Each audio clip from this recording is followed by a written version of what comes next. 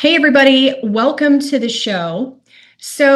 Most business owners think of YouTube as either a place to go viral or a platform for entertainment content. But the reality is, it can actually be one of the most powerful tools for building authority and generating highly qualified leads for your business if it's used correctly. The challenge is that the strategy for becoming a YouTube influencer is completely different from the strategy for using YouTube as a business owner. And when we mistakenly mix those two approaches, it can often lead to wasted time and missed opportunities. So, today's guest is going to help us break down how entrepreneurs can use YouTube as a long term search and positioning engine, what it really takes to become a thought leader in your niche, and how to create content that attracts the right audience instead of just chasing views. So, joining us is Nate Woodbury, a leading expert in YouTube strategy and positioning. He's helping experts become the go-to authority in their industry, and he's worked with numerous coaches, speakers, and business owners, helping them elevate their positioning and turning their expertise into dominant thought leadership that defines their category. So by continuing to help his clients rise above the noise and own their topic, he's consistently positioning them as the trusted voice people turn to first and helping them attract high quality opportunities and long-term influence. Nate, thanks so much for joining us. I am so excited to have you here today. How are you doing? Yeah, I'm doing great, and I have to say that was like the best intro I've heard, so thank you. Oh, thank you. We're really excited. I have been spending so much time on YouTube lately just learning how to do something I really wanted to do, which was work with my dog better. So I'm really excited for our conversation because I see people using YouTube in very different ways. And I don't really see anybody other than you stepping into the forefront, really trying to help teach us how we should do this the right way. So I'm excited to dive into that. But how did you get here from where you started? Yeah, so I've had my company 16 years, and I had just left a telemarketing job. I did telemarketing for an internet marketing company, a web design company, and I stepped into the web design space. Was just there for a few years, designed about 600 websites, not just me, but my team. But I really liked helping people get results. And so while they looked at the websites and thought, yeah, this is great, I have a beautiful website, their websites weren't getting traffic. So I transitioned into the SEO space and getting their websites ranked on Google. And they were happy about that. They could see that they were getting traffic. They could see that they had ranking at the top of Google. But I was dissatisfied because I was like, you're not getting any sales. You don't have any promotional anything, videos or anything on your website. So I stepped into the promo video space. Well, through this whole process, I was looking at one of my clients. I actually used to rank on the top of Google for dentist website design, and I designed lots of dentist websites. Well, I was looking at the data, and we had filmed some videos teaching oral hygiene or things like that. And I had noticed that a video on his website was getting traffic, but the video itself over on YouTube was getting 50 times more views. And that shocked me. And because it was a lot of work to get that page ranked on Google. So I found example after example of that same ratio of just way more views on YouTube itself. So I started to pivot my business just to follow the results. I started finding, working with coaches, speakers, podcasters, authors, consultants, people, trainers, people that have an educational component to their business. They could really leverage this approach. SEO, website SEO, kind of fizzled away about 10 years ago, but this new approach of getting found on YouTube and Google, and today it's working very well for ChatGPT, of really creating videos that are answering people's questions and having those people find you and not feel like they're sold to. So kind of diving into a lot there, but that's how I got into this. Why do you think business owners struggle with YouTube so much? Well, there's a lot of mixed information out there, and a lot of the channels that we follow for entertainment, let's say it's Mr. Beast or a travel vlog, we see what they're doing and they're super successful at what they do, And so we think we need to copy them. The challenge is, or the difference is, their goals are different than ours. If our goal is lead generation, if we're not wanting to become a YouTuber and have YouTube be our full-time career, but instead if we're wanting to just leverage it as a tool to generate leads and to grow our business, the strategies are different, right? They focus on views, subscribers, so they can have ad revenue. We don't want anyone and everyone to watch our videos, but we want potential dream clients of ours. We want to curate that perfect audience that right now needs us. They just don't know that we exist.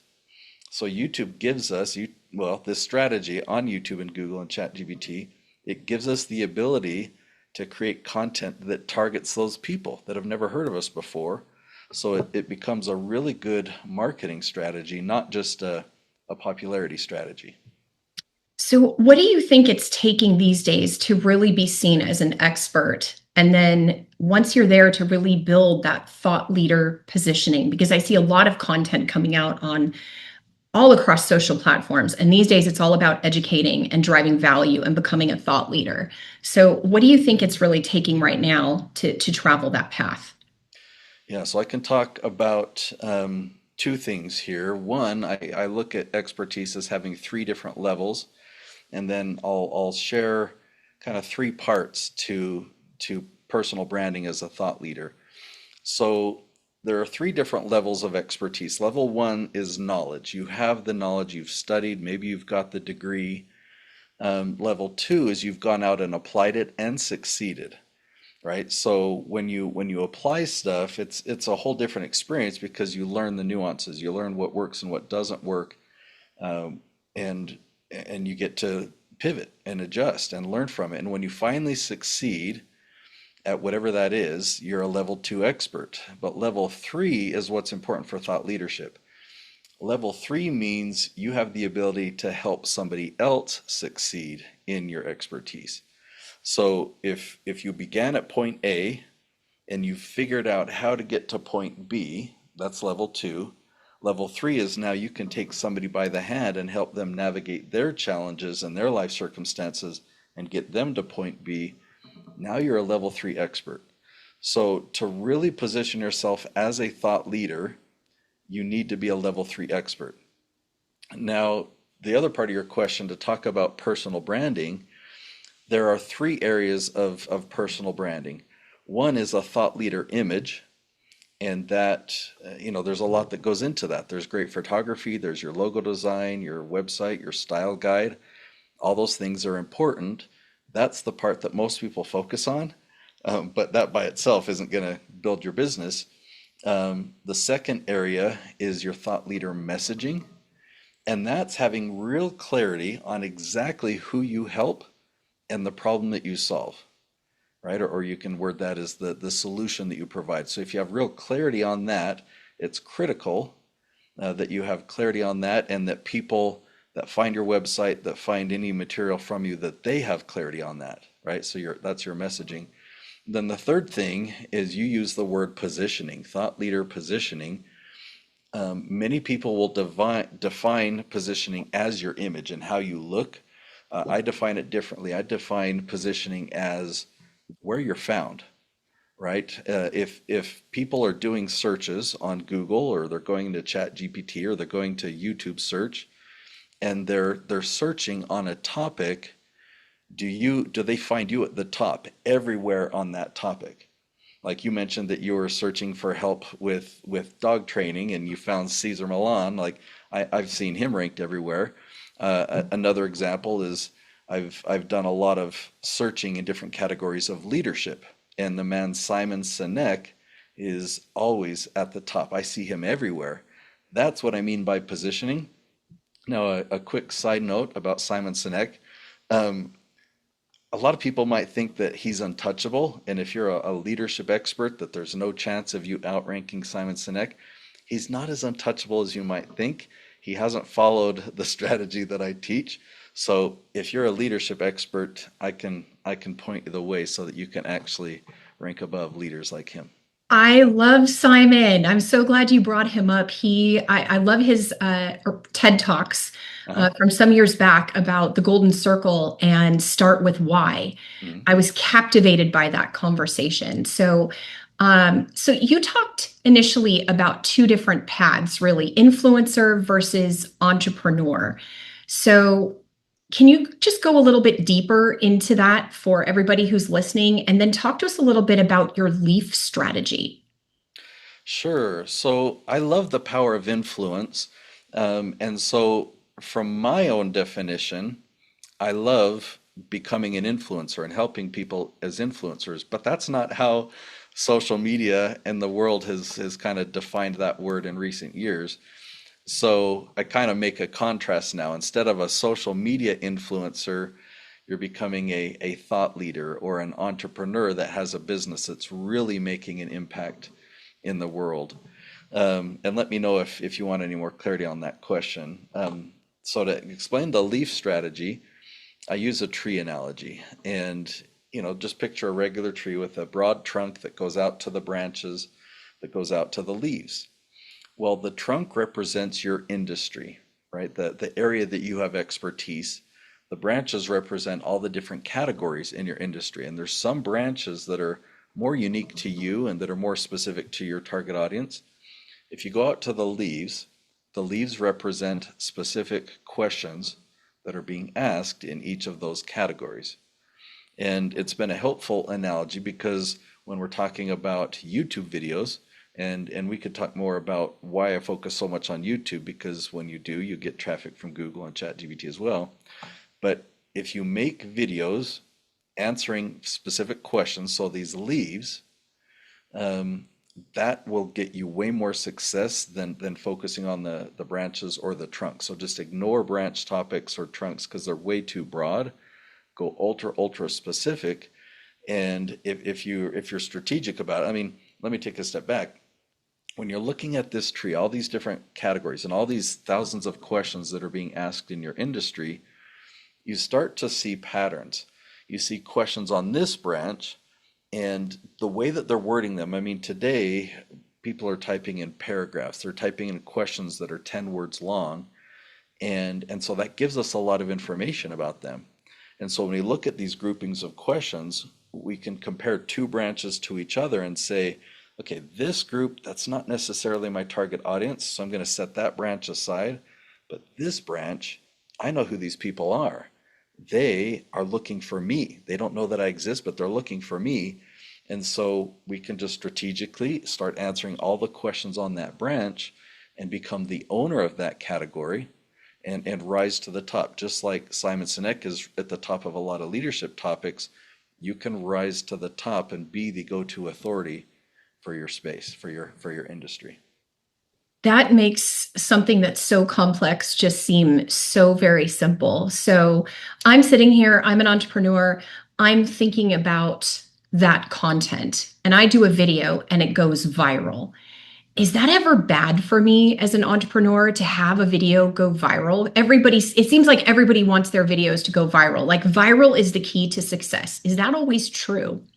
It's crazy to think about because everyone gets so excited when they have a piece of content go viral. Even my clients, and I have to like point them in the right direction and say, look what's happening though. Because when a video goes viral, you're not controlling who's seeing it. It's going viral because it's interesting or it's entertaining or people are curious. And the difference is when somebody goes online and they're searching around your topic and they're asking questions where they could really use your help, that viewer finding your video is so valuable. But if YouTube recommends your video to someone that was just casually watching something else that's related and your video comes up and your thumbnail is like, oh, that's interesting, and they click on it, it's a different audience. We've had videos that have gotten millions of views and don't generate any leads, but more than that, we've had it really hurt our entire strategy. And so I'll give you a personal example. So I make a lot of videos on entrepreneurship, on YouTube strategy, on thought leadership. Well, I made a video years ago about why I hire people in the Philippines. That was the title. And my audience loved it. It's a great topic for my audience, but another audience loved it and it went viral among Filipinos. People that lived in the Philippines loved that I was talking about their country, and I got thousands and thousands of comments of, "Will you hire me?" And at first I was really excited about that. I like, look at this video. That one got 1.5 million views, but I made a whole bunch more videos about the Philippines. Well, over time, I added several tens of thousands of subscribers to my channel, and I noticed something that was devastating. When I would post a video that was meant for my regular audience, this new audience that liked Philippines content, they wouldn't watch it. And the algorithm was telling me, Nate, don't make videos like that. Talk about the Philippines more. It took me years to redirect to that channel.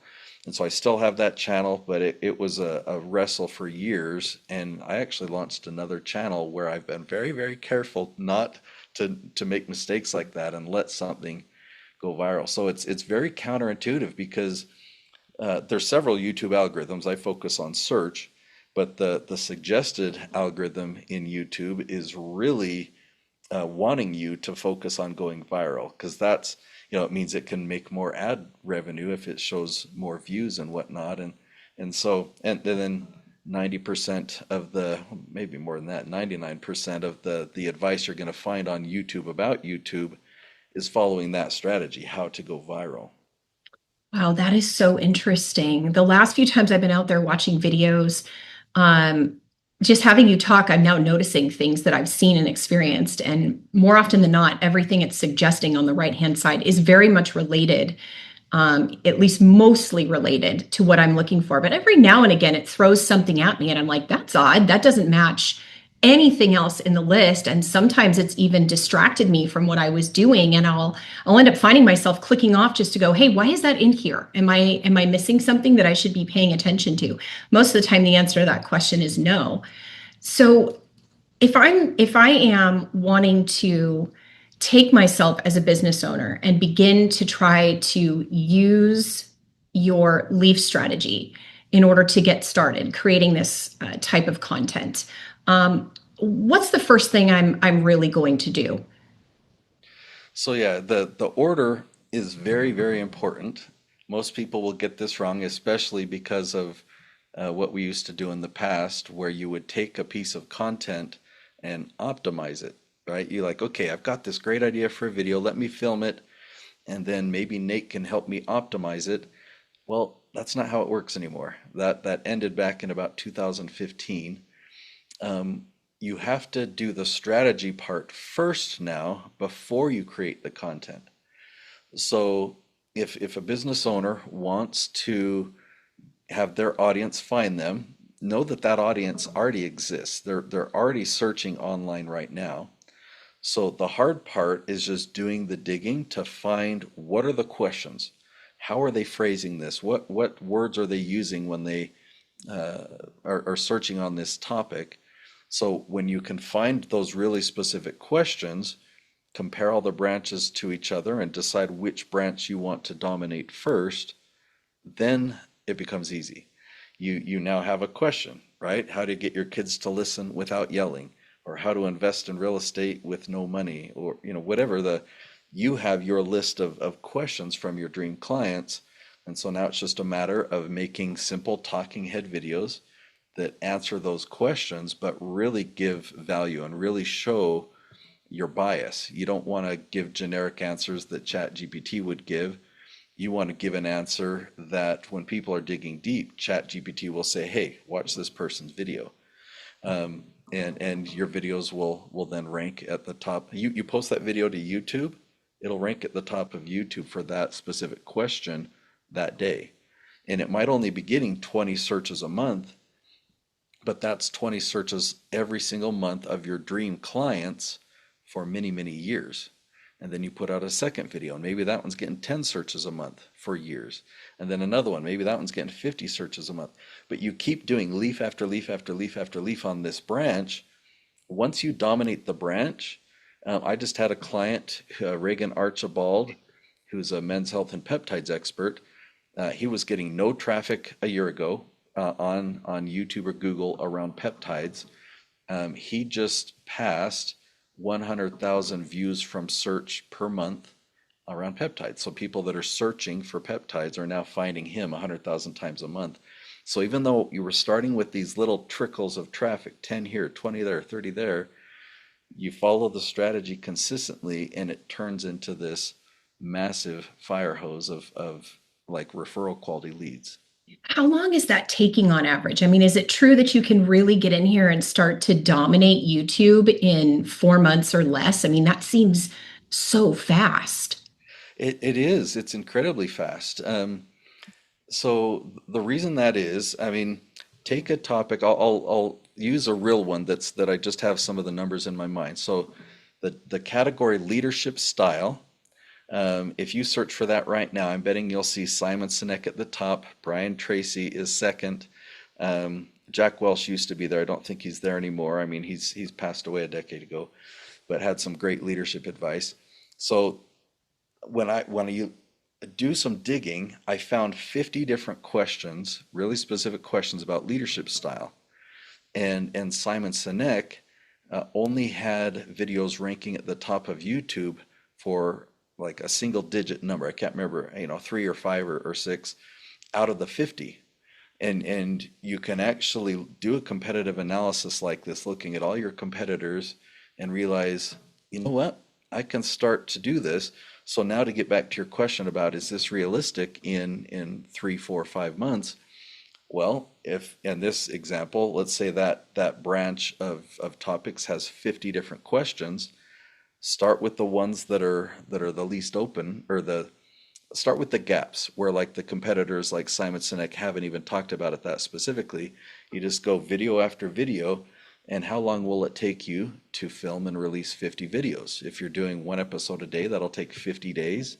If you're doing one episode a week, it'll take 50 weeks, so a year. But whether it's 50 days or a year, that's kind of up to you. A lot of my clients they'll come to my filming house and we'll film 20 episodes in a day and film, launch 5 episodes a week, so we can get a lot done and dominate a branch and we might focus on two branches, and so it takes twice as long, but we're going to get twice as far.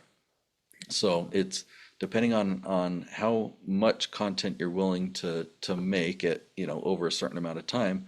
It's very realistic to get there within just a few months. So, what you're describing to me, this process, sounds like something similar that I've done, like almost a white space analysis. So, who are your competitors? How are they presenting themselves to the market? Where is the market underserved in that area? And then you're stepping forth and helping your clients present themselves in such a way that they're beginning to serve the market. And you know that people are out there asking the kinds of questions that they're producing content for, which is absolutely brilliant. So, in this age of AI, and AI being so part of so many things when it comes to research, how much is that playing a part in the research that you're doing right now on these questions? And do you have a favorite tool that you work with? Yeah, so AI has actually made this strategy even more effective, because I've been using this strategy since about 2015. I told you the story of my 5-year journey from website design to SEO to video and then to discovery, making that discovery. But so the strategy has worked, and the thing that we tried to do in the beginning was how do we find the most worded questions? And 10 years ago, that was typically 8 words. We couldn't find too many questions that are longer than 8 words. Okay, today, or the last 2.5 years that we've had ChatGPT and other AI tools, we're typing in way more details. We're entering paragraphs and we're using way more words. Our questions are way more specific and direct because we get better answers now. And so what that does is it gives us a lot more data. Instead of just finding a few questions that are 8 words long, now we're finding hundreds of questions that are 10 words long. And so one, it makes our strategy way more clear to differentiate between the branches. Now, when AI first started becoming popular just a couple of years ago, me and many of my colleagues had some fears. We were worried about AI replacing us, um, because if you can just go to a tool like ChatGPT or Grok and get a quick answer, why would you ever need an expert or a consultant? But that fear, quickly passed, and we found that this has actually enhanced this strategy. So people are looking for real help, right? And when they're ready to actually implement and act, we've all had experiences of AI hallucination, or we also know that AI is giving an answer that is a combination of everyone's opinion. So it's kind of like the average of everybody, not one person with real life experience. So the more we dig, the better questions we ask, the more likely Chat at GPT, just as an example, or Perplexity is going to recommend, well, here's a YouTube video. This person said this about that. So it'll either recommend a YouTube video, or a link to your website, or a link to your blog post, or it'll mention you by name so that you could then go to YouTube or LinkedIn and look up that person. When you're doing searches on Google itself, we have the AI overview, but Google loves sending people to YouTube videos. So YouTube videos rank higher than even blogs do anymore. And blogs are valuable, but they rank very high on Google. And of course, if people are doing a search on YouTube, you're going to rank all over the place. So if we look at the breakdown today, well, if we compare it to 10 years ago, we were getting a teeny amount of traffic from Google, and most of our traffic, say 90%, was coming from YouTube. Now we're getting about 50% of our traffic from YouTube, not because it's shrunk, but because Google has increased. So we're getting about an equivalent amount of traffic from Google and YouTube, and then it's still in the early stages. But when you do get a view from ChatGPT recommending a YouTube video, that's pretty significant, and people love to tell you that. Yeah, I was searching on Perplexity, and they told me to look you up, and so it's been a great experience and a lot to learn. So if I, as a business owner, have never recorded a video before, I mean, public speaking, can be nerve-wracking if you've never done it. In fact, I think it's the second thing people fear the most after death is like public speaking. And then, then you add to it really being on camera. What do you say to your clients who are coming to you and they want to take advantage of YouTube and they don't think they're a good public speaker or they're nervous about being on camera? How do you get them over that? Yeah, it's a good question. There's, you know, to with the type of video we're making, we're not needing you to recreate some personality that you've seen online. You don't need to be a Mr. Beast or fill in the blank influencer on YouTube or social media. If you've already been consulting people, if you already do one-on-one Zoom calls or FaceTime calls with clients, you've got it. You've got it down, because we don't need to perform. When people go online and they search for a question, your video pops up, and then they feel like they're having a one-on-one, virtual meeting with you. That is great. So all you need to do is just be yourself and answer that question. If you've got that fear of the camera, you got to get over it. So, but it takes practice. It takes practice. It's a lot. Uh, it's intimidating when you have like videographers around you, and you're like, are they going to be judging what I'm saying here? Here's the crazy thing, and this happens universal. People that are professional speakers and have no fear of public speaking, and people that are more, new to this, when they come and they're doing a filming day with me and my team for the first time, again, we're filming 20 episodes in a day. Episode one is the roughest. They just have to break through they have to shake off the cobwebs, overcome that fear, and just commit to it. All right, I'm doing it. Episode two, dramatically better. I mean, 20 minutes went by just with their retakes and whatnot, or each episode's typically 10 minutes. So maybe that one took 20 minutes and they're like, oh man, I was a mess. Video two, so much smoother. And by the end of the day, 20 episodes, it's a 9 to 5 day, just transformation, complete transformation. So I've seen it hundreds and hundreds of times where you just commit to it and you become comfortable. Do you actually see them start to actually have fun with it? Oh yeah, for sure. Yeah. So, what is one of the biggest transformation or success stories from the clients that you've worked with that you could share with us that would inspire anybody who's listening to really want to Yeah. take that step if they're not utilizing YouTube to help grow and scale their business? Two quick examples come to my mind. So one is Stan the Annuity Man.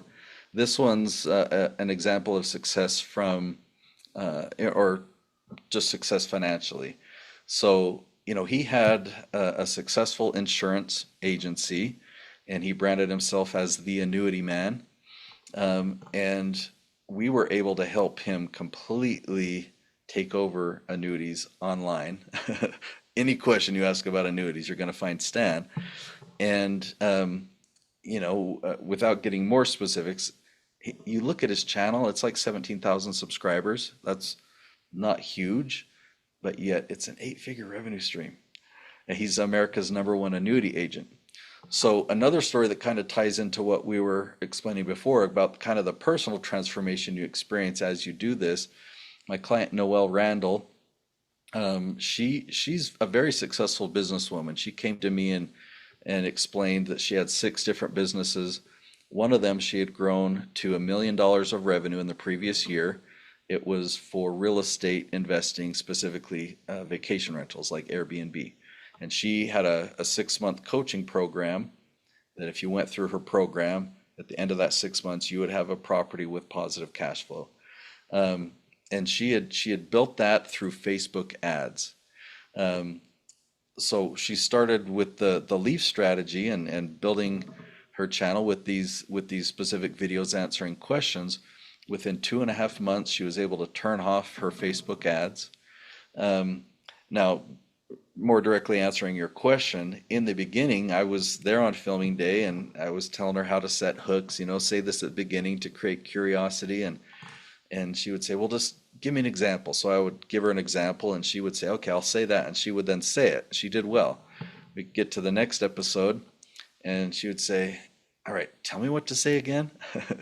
So I would tell her, and just always the beginning. She knew her content inside and out, but the starting of the videos, she couldn't really grasp what I was trying to say. I was there again on her filming day just a few months later, and I listened to her intros, to her hooks in these videos, and I'm like, oh, okay, she's got it. She's got it down. Fast forward a couple years later, I was listening to some of her videos, and I'm like, she gives hooks way better than I do. She would give hooks in the beginning, she'd make a transition hook in the middle, and so it is really cool to see the financial success. Noelle grew her business from 1 million to 6 million just following this approach. She was able to really scale back her time as well. She went from working, doing as many as 10 strategy sessions a day to being able to have a whole team and just have the leads, referral quality leads coming in and, um, you know, uh, basically having several days a week off every week. So yeah, it's a full thought leadership development program of really growing a true sustainable business. That is fantastic.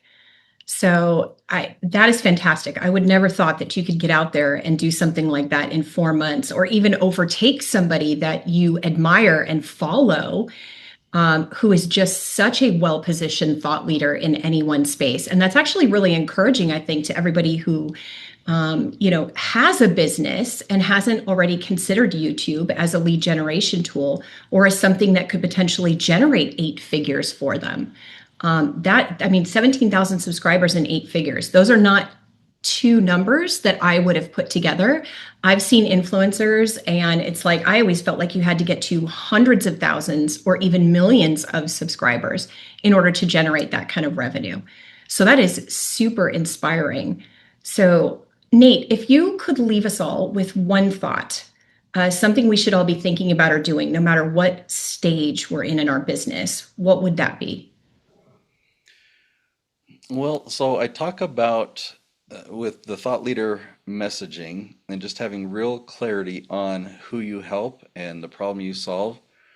If you can get super clear on who these people are and what challenge they're trying to overcome, that is the biggest step to being able to succeed with the leaf strategy. Because if you have clarity on that, then it becomes really easy to find the questions that they're asking online.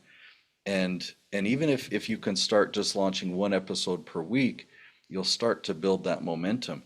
I had a brand new client that I was just looking at he's launching one episode a week right now.